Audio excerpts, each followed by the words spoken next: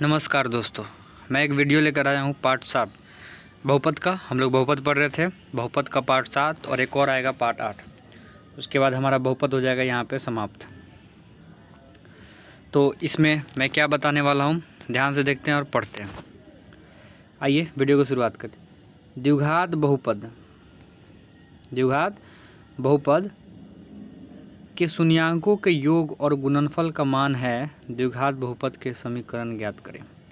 यानी कहा गया है यहाँ पे कि द्विघात बहुपद के शून्यांक और गुणनफल आपको दिए रहेंगे।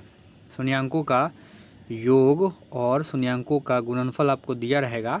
आपको बहुपद का समीकरण निकालना है। तो मैं आपको एक चीज़ बता रहा हूँ, ये भी एग्जाम में आपके 2026-2027 बिहार बोर्ड एग्जाम में पूछने वाला है, सवाल है। तो ये जो फार्मूला मैंने लिखा है आप इसको कंठस्थ कर लीजिए। x² minus alpha plus beta x plus alpha into beta, आप इसको एकदम कंठस्थ कर लीजिए। ये फार्मूला है।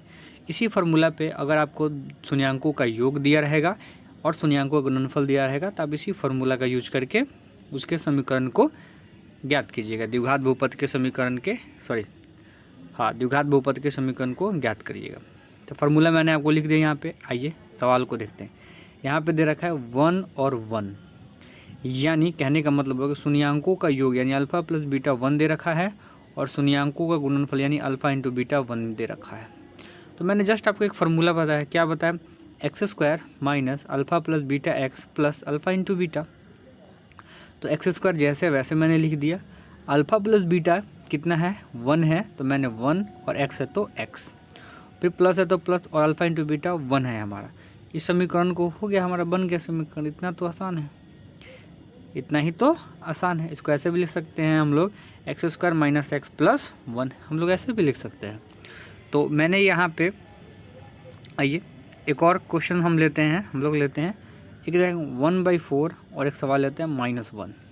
यानी कहने का मतलब है कि अल्फ़ा प्लस बीटा दे रखा है हमको 1/4 और अल्फ़ा इंटू बीटा दे रखा है -1। कोई दिक्कत नहीं है, सेम फार्मूला लगाएंगे, x² minus alpha plus beta x plus alpha into beta. ठीक है, तो चलिए x² का x² हमने लिख दिया। अल्फ़ा प्लस बीटा का मान देखिए 1/4 है तो 1/4x, और प्लस है तो प्लस, अल्फ़ा इंटू बीटा -1 है तो -1। x² हो गया, माइनस हो गया, 1/4 x हो गया, यहाँ देख लीजिए, और प्लस माइनस -1 हो गया। ठीक है, तो हम क्या करते हैं कि ये जो भिन्न में है ना 1/4, देखिए जो फ्रैक्शन में, हम चाहते हैं कि नहीं मेरा फ्रैक्शन में ना रहे। आप फ्रैक्शन में भी तक लिख सकते हैं, लेकिन कोशिश कीजिएगा कि फ्रैक्शन में ना रहे। तो हम क्या करेंगे, सभी इक्वेशन यानी x² में 4, सभी में 4 से मल्टीप्लाई कर देंगे। तो हम लोग क्या करेंगे, सभी में 4 से मल्टीप्लाई, देखिए 4 इंटू x², 4 इंटू 1/4x और 1 इंटू 4, हम लोग सभी में 4 से मल्टीप्लाई कर दिया। तो 4 में x से गुना करेंगे तो 4x²। देखिए यहाँ पे मल्टीप्लाई किया, 4 से 4 कट गया तो क्या बचा हमारा, सिर्फ x बचा, और 1 में 4 से मल्टीप्लाई किया तो 4 बटा बन गया। बस इतना तो आसान है। यहाँ पे मैंने लिख दिया है 4 से गुना करने पर। आइए यहाँ पे देखते हैं। मैंने यहाँ पे ना 3 होमवर्क देखे हैं, 10/3, 1 -1/2, -1/2 और 3, -3। ये मैंने होमवर्क में दे रखा है, आप लोग इसे ज़रूर बनाइएगा। आई होप छोटा सा कंसेप्ट लेकर आया था मैं। आई होप ये वीडियो आपको अच्छा लगा होगा। तो वीडियो अगर अच्छा लगा तो शेयर कीजिएगा, लाइक कमेंट सब्सक्राइब आप लोग ये वीडियो कर दीजिएगा। जय हिंद। मैं वीडियो को यहीं समाप्त करता हूँ।